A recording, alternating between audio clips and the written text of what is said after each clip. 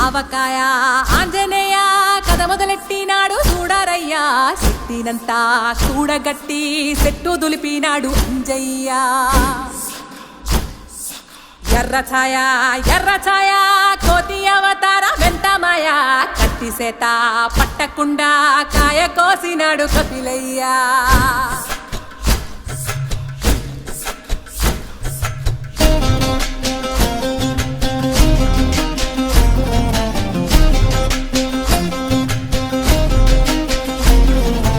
అంజనమ్మ ముందు వంజుల్ పుంజుల్ సీడి మామిడి ముక్కలు కుప్పల్ తెప్పల్